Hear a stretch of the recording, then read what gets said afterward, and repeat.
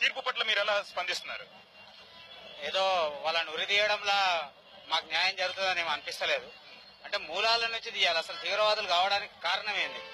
వాళ్ళు డబ్బుకు లేదా మందుకు లేదా చిన్న చిన్న వాళ్ళ అవసరాలని క్యాచ్ చేసుకొని వేరే వాళ్ళు ఎవరో ఇచ్చేసేసుకొని వాళ్ళ తీవ్రవాదులు తయారు చేస్తుంది. దానికి కారణం ప్రభుత్వాలే.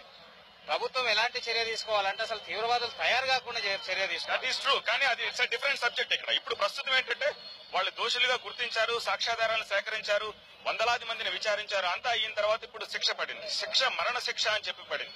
దానికి సంబంధించి మీ రెస్పాన్స్ ఏంటి? 20 మందిని చంపిన వాళ్ళకి మరణశిక్ష మేము కూడా ఏకేపిస్తున్నాము. దాంట్లో ఏం లేదు. కాకపోతే అందులో నిజం ఎంత అనేది పూర్తిగా తేలిన తర్వాతనే ఉండాలి. తర్వాత వాళ్ళు ఇంకోటి వాళ్ళకి శిక్ష పడుతుందని మేమేం అనుకుంటలేదు. ఏదో వీళ్ళు అమలు చేసినంత మాత్రం జరుగుతుందని మాకేం అనిపిస్తలేదు.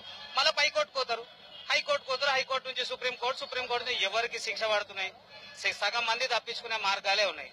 అంటే న్యాయస్థానం ఎలాంటి లొసుగులు ఉన్నాయంటే తప్పించుకోవడానికి ఎక్కువ అవకాశాలు ఉన్నాయి. శిక్ష పడే అవకాశాలు చాలా తక్కువ ఉన్నాయి. మాకు ఇప్పటికైతే నమ్మకం లేదు అంటున్నారు. కానీ అది శిక్ష పడుతుందా శిక్ష పడి అమలు అయ్యేంత వరకు మేము నమ్మేటట్లేదు. రైట్. చాలా మందిలో ఇదే అభిప్రాయం వ్యక్తమవుతోంది దీప్తి.